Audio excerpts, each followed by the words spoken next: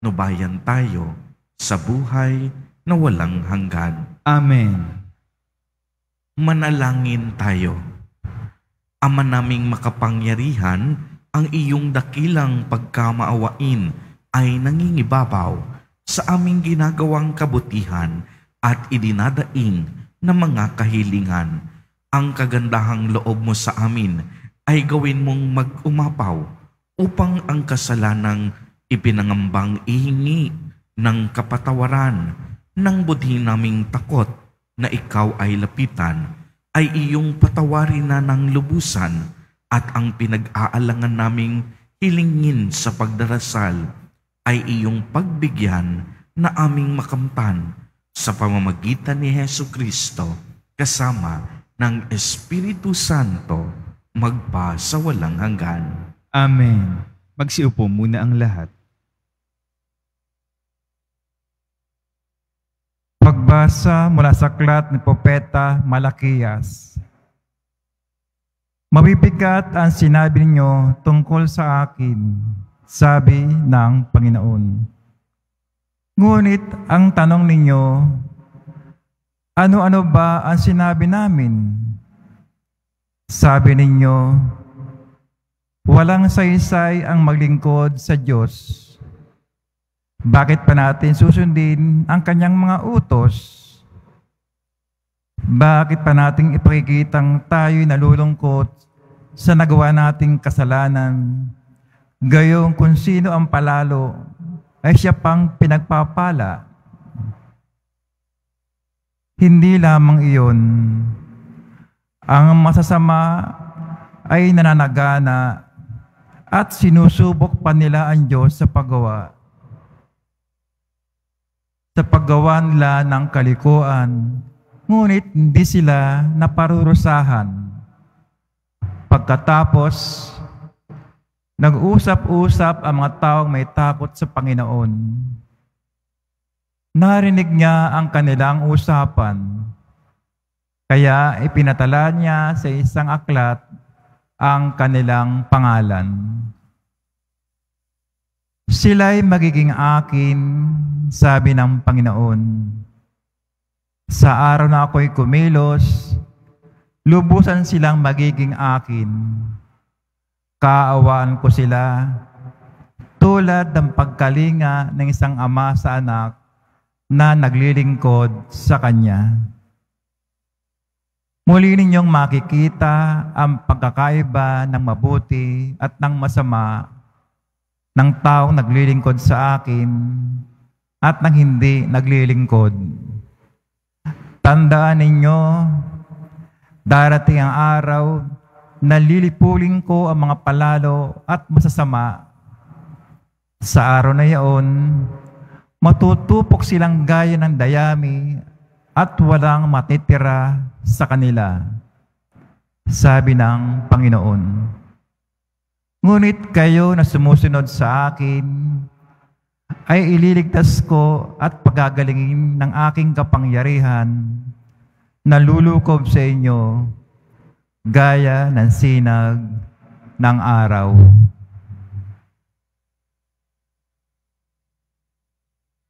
Ang salita ng Diyos. Salamat sa Diyos.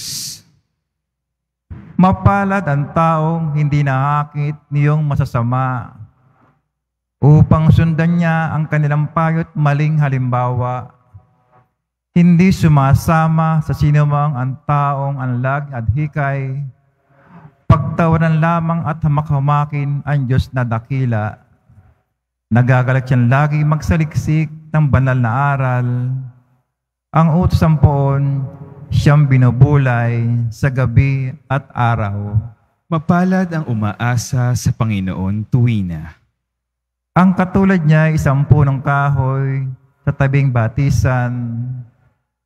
Sariwa ang dahot, laging namumunga sa kapanahunan. At anumang gawin ay nakatitiyak na magtatagumpay. Mapalad ang umaasa sa Panginoon tuwina.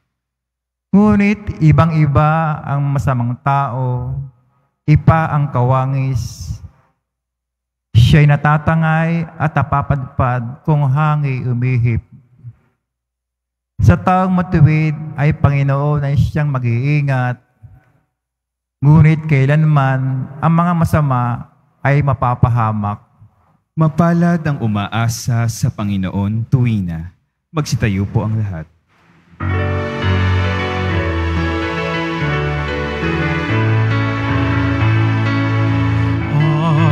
Hallelujah, Hallelujah, Hallelujah, Hallelujah.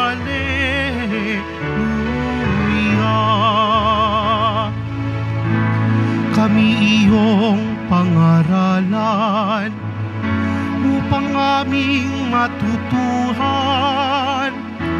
ang salitang bumubuhay. Hallelujah, Hallelujah,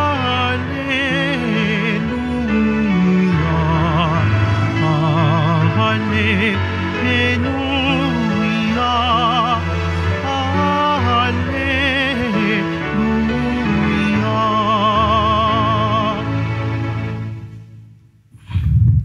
Sumainyo ang Panginoon. At sumaiyo rin. Ang mabuting balita ng Panginoon ayon kay San Lucas. Papuri sa iyo, Panginoon.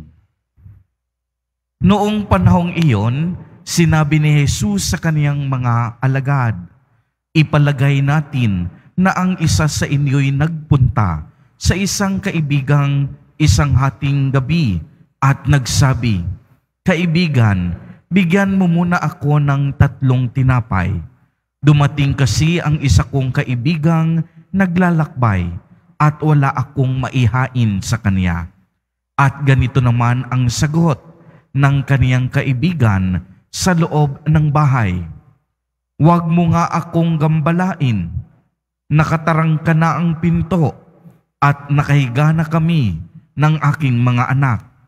Hindi na ako makabangon upang bigyan kita ng iyong kailangan. Sinasabi ko sa inyo, hindi man siya bumangon dahil sa kanilang pagkakaibigan, babangon siya upang ibigay ang hinihingi ng kaibigan sa pagpupumilit nito.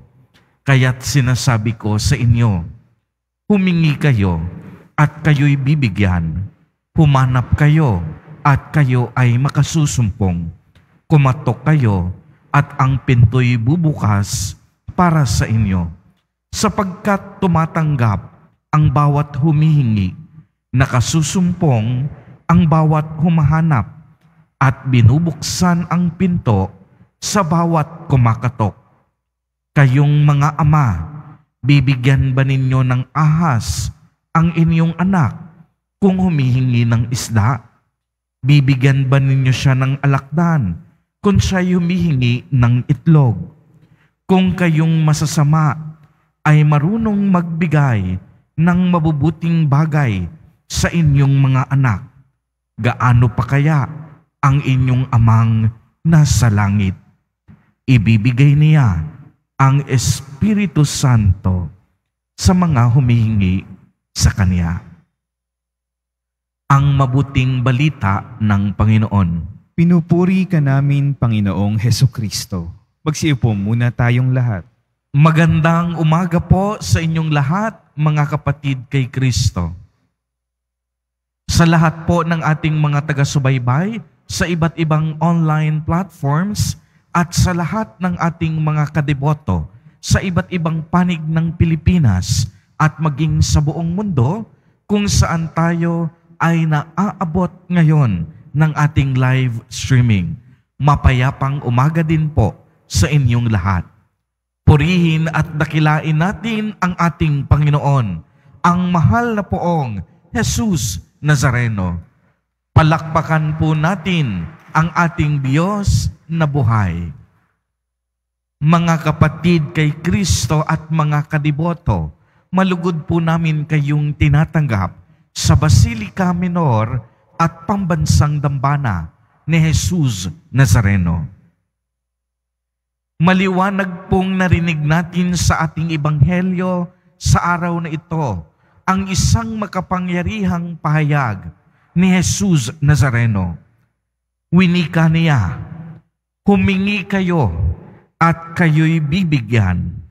Humanap kayo at kayo'y makasusumpong. Kumatok kayo at ang pinto'y bubukas para sa inyo.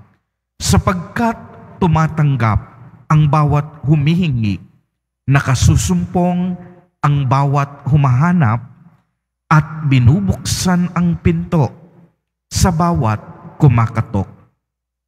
Naitanong na po ba natin sa ating mga sarili, paano tayo nagiging matiyaga at matapat sa ating buhay panalangin?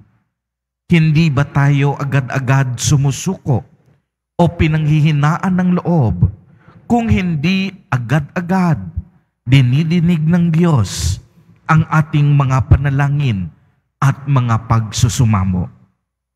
Minsan po, may isang mag-asawa na nais magkaanak agad pagkatapos nilang ikasal. Nabuntis agad ang asawang babae, ngunit pagkatapos ng 3 buwan ay dinugo ang asawang babae. Hindi sila nawala ng pag-asa, nagdasal at nagdebosyon. Sa 2nd taon ng kanilang pagsasama ay nabuntis muli ang babae, ngunit pagsapit ng 2 buwan ay muling dinugo ito. Masakit ito para sa mag-asawa dahil nais na nilang magkaanak, kaya't patuloy silang nanalangin at nagtiwala. Pagkatapos ng 4 na taon, muling nabuntis ang asawang babae, ngunit pagkatapos ng 1 buwan ay dinugong muli ang babae. Mahina marahil ang kapit ng sanggol sa kaniyang sinapupunan. Halos panghinaan na sila ng loob sa 3 pagkakataon. Ngunit hindi pa rin sila tumigil sa kanilang panalangin at pagdedebosyon. Dumating ang 5 taon. Hindi na nabuntis ang babae. Dumating ang 6. Hindi na muling nabuntis ang babae. Halos gumunaw ang kanilang mundo. Halos maubos na ang kanilang pag-asa. Subalit ang mag-asawa ay hindi pa rin tumigil sa kanilang panalangin at pagdedebosyon. Subalit naroroon pa rin ang kanilang pag-asa na balang araw diringgin sila ng Panginoon. Dumating po ang 8 taon ng kanilang pagsasama. Nabuntis ang asawang babae. Iningatan nila ito ng gusto. Ngunit sa 3 buwan ng pagbubuntis ay maagang nagsilang ang babae. Lumabas ang sanggol na premature. Sa pagkakataong ito, hinding-hindi sila pinanghinaan ng loob. Patuloy silang dumalangin at isinuko ang lahat sa Diyos. Kaya't ang sanggol ay nabuhay at ito ay naging isang masunuring anak. Mga kapatid kay Kristo at mga kadiboto, tulad na lamang ng mag-asawa, bagamat dumating sa punto ng kanilang buhay na sila ay pinanghihinaan na ng loob, hindi pa rin sila sumuko. Bagamat parang imposible na, nanalig pa rin sila sa Diyos at hindi nagpatalo sa kanilang mga emosyon. Bagamat parang hindi na sila pinakikinggan ng Diyos, patuloy pa rin ang kanilang pagkapit at umasa sa Diyos ng buo nilang puso. Sa bandang huli, pinakinggan sila ng Panginoon at pinagpala, siksik, liglig, at umaapaw pa. Kaya nararapat po tayong maging matiyaga sa ating buhay panalangin. Bakit? Sapagkat ang ating mga panalangin ay ang salamin ng ating pananampalataya. Ang panalangin ang nag-uugnay sa atin sa Diyos. Ang ating mga panalangin ang nagpapatatag sa ating relasyon sa Panginoon. Mga kapatid kay Kristo, kung tayo'y nananalangin ng taimtim, tayo'y umaasa na ipagkakaloob ang mga kasagutan sa ating mga kahilingan. Tayo'y nagtitiwala na may sagot sa bawat pagsusumamo ng ating mga puso. At sa tuwing tayo'y kumakatok sa pintuan ng Diyos, alam natin na hindi niya tayo pababayaan at tayo'y kanyang pagbubuksan. Kaya nga, ang isang mabisang panalangin ay hindi ang panalangin nakasentro sa ating mga sarili. Hindi ang panalangin ako dapat ang masusunod, kundi ang panalangin na kung saan bukas lagi ang ating puso sa pagtanggap ng mga biyaya ng Panginoon. Isang puso na nagsasabi, naway ang iyong kalooban, Panginoon, ang siyang maghari sa aking buhay.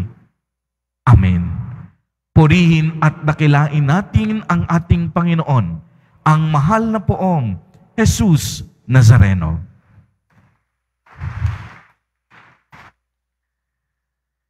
Magsitayo na po ang lahat.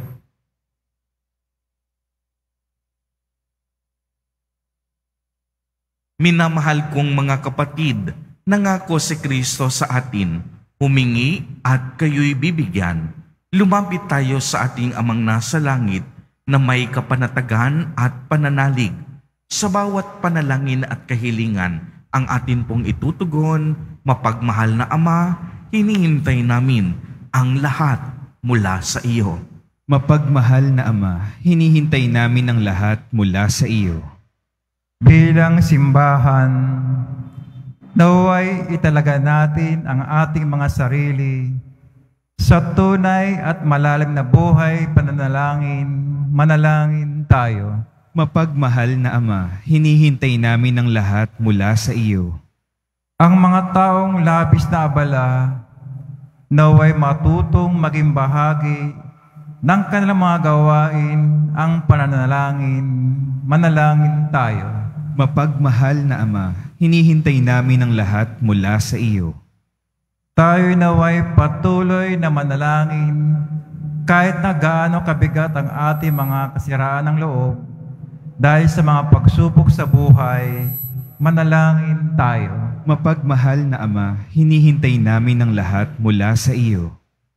Ang mga may sakit, naway magkaisa sa kanilang pananalangin at sakripisyo sa mga pagkapakasakit ni Kristo. Manalangin tayo. Mapagmahal na Ama, hinihintay namin ang lahat mula sa iyo. Ang mga tapat na yumao, naway muling mabuhay kay Kristo. Manalangin tayo.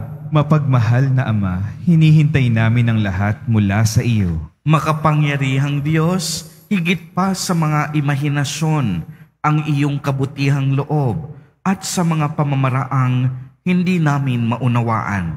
Pakinggan mo nawa ang panalangin itinataas namin sa iyo sa pamamagitan ni Kristo na aming Panginoon. Amen.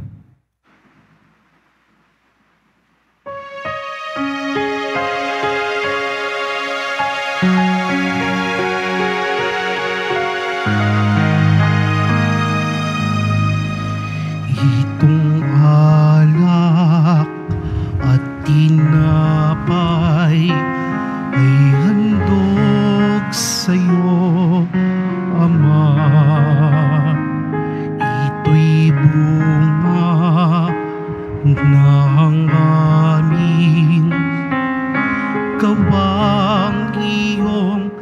nagpala, sumasamo ang iyong bayan, tanggapit iyong basbasan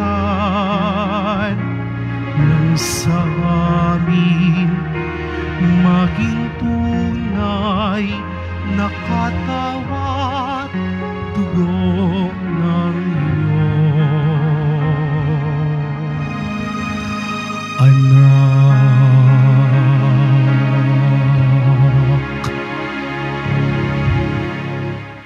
Magsitayo na po ang lahat. Manalangin kayo mga kapatid upang ang paghahain natin ay kalugdan ng Diyos amang makapangyarihan. Tanggapin nawa ng Panginoon itong paghahain sa iyong mga kamay, sa kapurihan niya at karangalan sa ating kapakinabangan at sa buong sambayanan niyang banal. Ama naming lumikha, tanggapin mo ang paghahain ng mga alay na iyong inihabilin at sa pagdiriwang ng dapat naming ganapin ang kabanalan ng iyong pagliligtas, naway sumaamin sa pamamagitan ni Jesucristo kasama ng Espiritu Santo magpa sa walang hanggan. Amen. Sumainyo ang Panginoon. At sumaiyo rin. Itaas sa Diyos ang inyong puso at diwa. Itinaas na namin sa Panginoon. Pasalamatan natin ang Panginoong ating Diyos. Marapat na siya ay pasalamatan. Ama naming makapangyarihan, tunay ngang marapat na ikaw ay aming pasalamatan.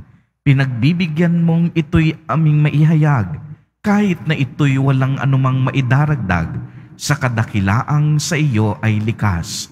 Sa pagpupuri nami ang nakikinabang, ay kami ring iyong pinakikiharapan sa pamamagitan ng iyong anak na minamahal. Kaya kaisa ng mga anghel na nagsisiawit ng papuri sa iyo, nang walang humpay sa kalangitan, kami nagbubunyi sa iyong kadakilaan. Santo, Santo, Santo, Panginoong Diyos ng mga hukbo, napupuno ang langit at lupa ng kadakilaan mo, o sana sa kaitaasan, pinagpalang naparirito sa ngalan ng Panginoon, o sana sa kaitaasan, magsiluhod po ang lahat.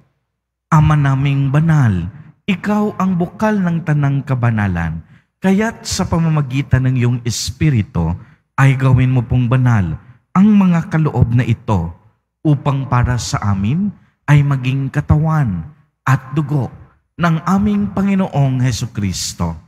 Bago niya pinagtiis ang kusang loob na maging handog, hinawakan niya ang tinapay, pinasalamatan kaniya, pinagati-hati niya iyon, iniabot sa kaniyang mga alagad at sinabi, "Tanggapin ninyong lahat ito at kanin. Ito ang aking katawan na ihahandog para sa inyo."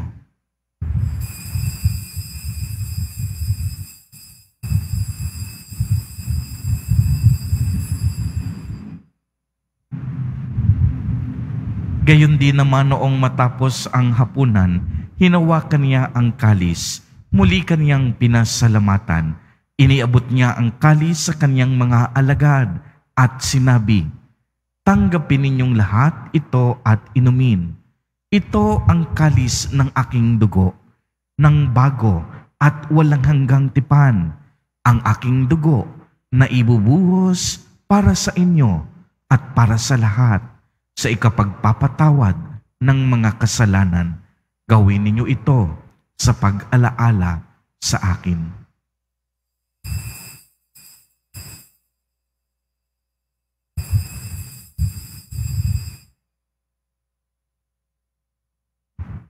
Magsitayo na po ang lahat. Ipagbunyi natin ang misteryo ng pananampalataya. Si Kristo'y namatay, si Kristo'y nabuhay, si Kristo'y babalik sa wakas ng panahon. Ama, ginagawa po namin ngayon ang pag-alaala sa pagkamatay at muling pagkabuhay ng iyong anak.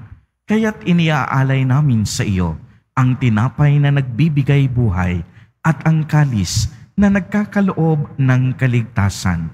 Kami po'y nagpapasalamat dahil kami iyong minarapat na tumayo sa harap mo para maglingkod sa iyo. Isinasamo namin na kaming magsasalo-salo sa katawan at dugo ni Kristo ay mabuklod sa pagkakaisa sa pamamagitan ng Espiritu Santo. Ama, lingapin mo po ang iyong simbahang laganap sa buong daigdig. Puspusin mo kami sa pag-ibig kay isa ni Francisco na aming Santo Papa at ni Jose na aming Obispo at ng Tanang Kaparian. Alalahanin mo rin ang mga kapatid naming nahimlay nang may pag-asang sila'y muling mabubuhay, gayon din ang lahat ng mga pumanaw. Kaawaan mo sila at patuloyin sa iyong kaliwanagan. Kaawaan mo at pagindapatin kaming lahat na makasalo sa iyong buhay na walang wakas, kay isa ng mahal na Birheng Maria na ina ng Diyos, ng kabiyak ng puso niyang si San Jose, kay isa ng mga apostol ni San Juan Bautista, San Lorenzo Ruiz de Manila at San Pedro Calungsod, at ng lahat ng mga banal na namuhay dito sa daigdig ng kalugod-lugod sa iyo. Maipagdiwang nawa namin ang pagpupuri sa ikararangal mo sa pamamagitan ng iyong anak na aming Panginoong Hesukristo. Sa pamamagitan ni Kristo, kasama niya at sa Kaniya, ang lahat ng parangal at papuri ay sa iyo, Diyos amang makapangyarihan, kasama ng Espiritu Santo, magpa sa walang hanggan. Amen. Sa tagubilin ng mga nakagagaling na utos at turo ni Jesus na Panginoon natin na Diyos, ipahayag natin ng lakas loob. Ama namin, sumasalangit ka. Sambahin ang ngalan mo, mapasa amin ang kaharian mo. Sundin ang loob mo dito sa lupa para ng sa langit. Bigyan mo kami ngayon ng aming kakanin sa araw-araw at patawarin mo kami sa aming mga sala para ng pagpapatawad namin sa nagkakasala sa amin. At huwag mo kaming ipahintulot sa tukso at iadya mo kami sa lahat ng masama. Hinihiling namin na kami iadya sa lahat ng masama, pagkalooban ng kapayapaan araw-araw, iligtas sa kasalanan at ilayo sa lahat ng kapahamakan, samantalang aming pinananabikan ang dakilang araw ng pagpapahayag ng tagapagligtas naming si Hesukristo. Sapagkat iyo ang kaharian at ang kapangyarihan at ang kapurihan magpakailanman. Amen. Panginoong Hesukristo, sinabi mo sa iyong mga apostol, kapayapaan ang iniiwan ko sa inyo. Ang aking kapayapaan ang ibinibigay ko sa inyo.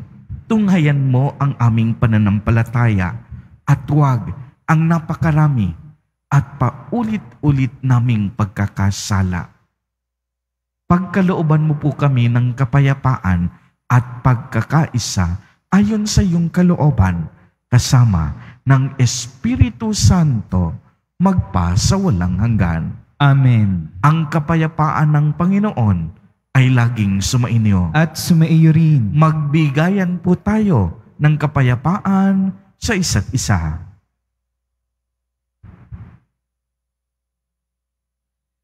Kordero ng Diyos na nag-aalis ng mga kasalanan ng sanlibutan, maawa ka sa amin.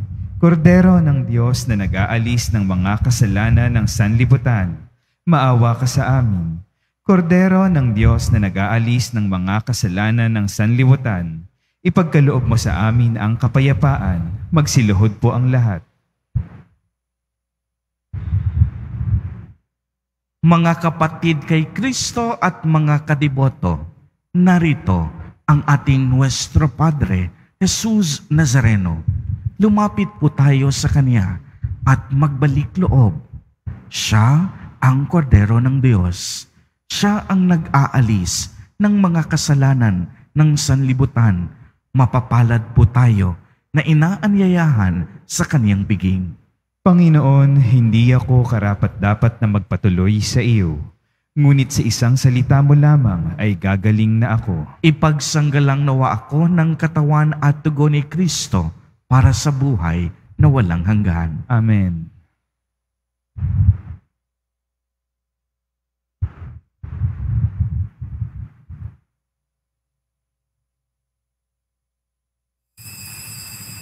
Para sa lahat ng tatanggap ng banal na komunyon, sasagot po tayo ng amen. Pagkasabi ng pari o ng lay minister ng katawan ni Kristo, isubo agad sa bibig bago umalis sa harapan ng pari o lay minister. Sumunod po tayo. Maraming salamat po.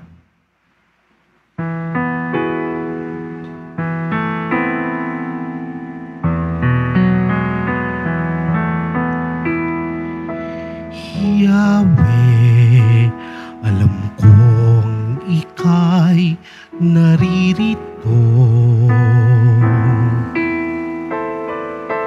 Lagi na tuwing na sa tabi ko.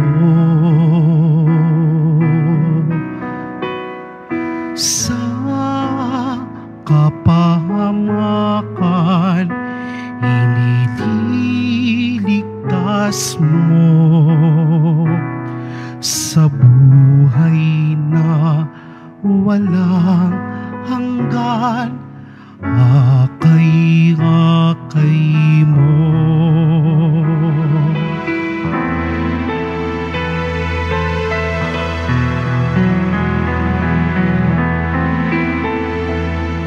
Puso ko yung nasiyasat, batid mo ang lahat-lahat. Ang aking mga panlulumo at ang aking mga pagtayo. Kamay ko'y lagi mong tangan, kahit sa bingit ng kamatayan. Yakap mo ako sa iyong bisig, kanlungan ko ang iyong pag-ibig. Yahweh, alam kong ika'y naririto.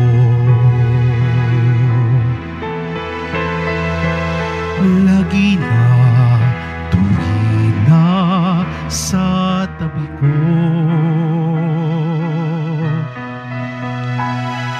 Sa kapahamakan, iniligtas mo.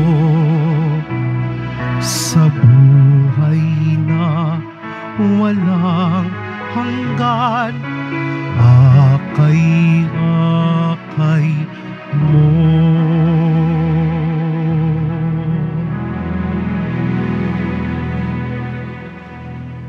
Announcement.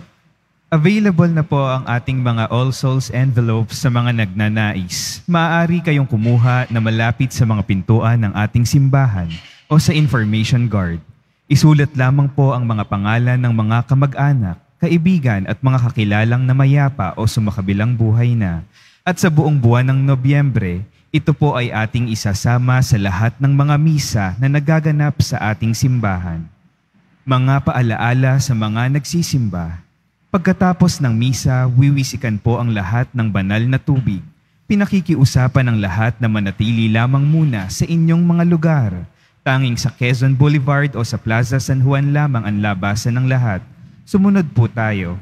Maraming salamat po sa inyong pagdalaw at pagsisimba sa Basilica Menor at Pambansang Dambana ni Jesus Nazareno. Magsitayo po ang lahat. Manalangin tayo. Ama naming mapagmahal, ipagkaloob mong sa pagsasalo namin sa pagkait inuming banal, kami ay maging katawan ni Kristo na aming pinakinabangan sa pamamagitan niya, kasama ng Espiritu Santo, magpa sa walang hanggan. Amen. Sumainyo ang Panginoon. At sumaiyo rin. Pagbabasbas. Mahal na poong Jesus Nazareno, inihayag mo sa pamamagitan ng krus ang walang maliw na pag-ibig ng Diyos sa sangkatauhan. Pakinggan mo ang kahilingan ng iyong angkan na nagsusumamo sa iyo.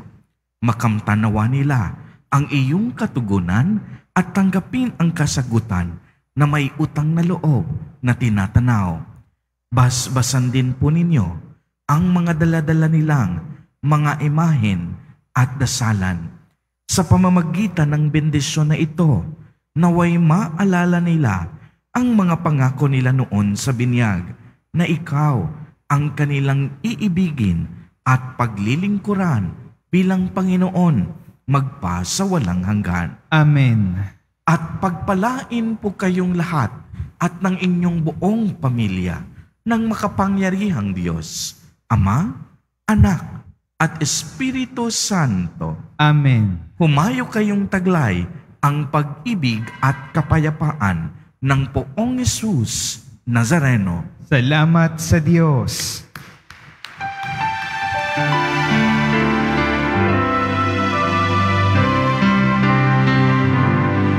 Nuestro Padre Jesus Nazareno, sinasamba ka namin, pinipintungo ka namin, aral mo ang aming buhay at kaligtasan. Nuestro Padre Jesus Nazareno, iligtas mo kami sa kasalanan. Ang krus mong kinamatayan ay sagisag ng aming kaligtasan. Nuestro Padre Jesus Nazareno, dinarangal ka namin. Nuestro Padre Jesus Nazareno, minulwalhati namin. Nuestro Padre Jesus Nazareno, dinarangal ka namin. Nuestro Padre Jesus Nazareno, ninulwalhati